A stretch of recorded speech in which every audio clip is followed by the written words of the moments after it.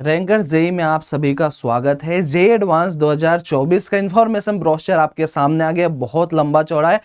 इसी वजह से कई बच्चे कुछ इंपॉर्टेंट चीजों को मिस कर देते हैं। तो यहां पे इंफॉर्मेशन ब्रोशर को मात्र 2 मिनट में हम देखने जा रहे हैं सारे इंफॉर्मेशन। सबसे पहला JEE advance 2024 IIT Madras conductor exam date आप सभी को पता है। एग्जाम मोड आपका सीबीटी मोड में होने जा रहा है।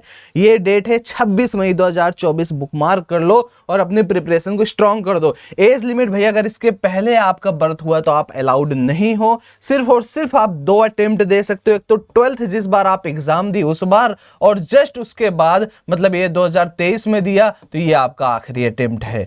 अपीयरेंस इन क्लास 12th की बात करें भैया, आपको 12th में कम से कम 5 सब्जेक्ट से पास होना है। और दूसरी चीज है कि भैया ये 2023 में दिए हो या इस बार देने जा रहे हो, यही वैलिड है, जो कि मैं यहां पे कवर कर दिया हूं। और अगर आपने किसी आईआईटी में एडमिशन लिया था और किसी वजह से आप छोड़ दिए, बीमार हो गए या जो भी रीजन है, तो आप जेई एडवांस 2024 के लिए एलिजिबल नहीं हो। रजिस्ट्रेशन की बात करें तो ये पर्टिकुलर डेट पे आपका रजिस्ट्रेशन स्टार्ट होने जा रहा है। रजिस्ट्रेशन फीस फीमेल वगैरह के भाई 1600 है, SC ST PWD की 1600 है, ऑल अदर कैंडिडेट 3200, जो कि काफी ज्यादा महंगा है। हम लोग के टाइम पे 2200 लगता था।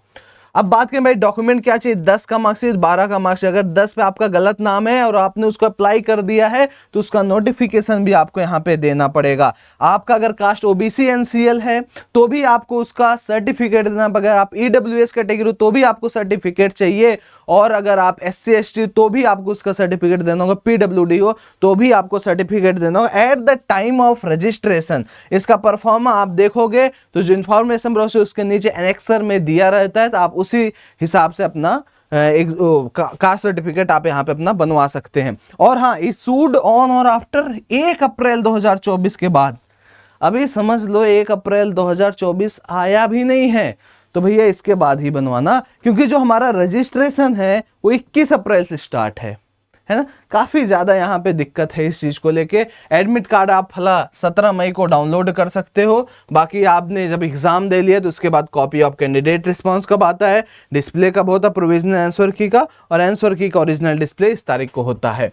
और मिनिमम परसेंट भाई ऐसा नहीं कि जेई एडवांस में मान लो 300 नंबर का पेपर है, 100 फिजिक्स में पा गए, 100 केमिस्ट्री में पा गए और मैथ्स में 0 पाए या 2 नंबर पाए, then you are not eligible, you are not qualified for JEE advance. क्योंकि मिनिमम परसेंट चाहिए होता है ईच सब्जेक्ट में। ये आप देख लो, ओबीसी हो तो 9, कम से कम 100 में 9 नंबर आपको चाहिए पर सब्जेक्ट में, ताकि आपका रैंक लिस्ट में इंक्लूजन हो सके।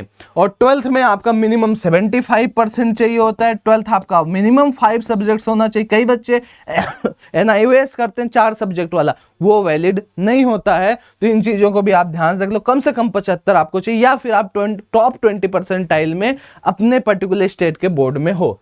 तो ये चीजें थी यार जेई एडवांस 2024 के लिए। और कौन सी इंफॉर्मेशन आपको कंफ्यूजिंग लग रही है एक बार कमेंट में बताओ, मैं उसे रेक्टिफाई जरूर करूंगा। Thank you very much.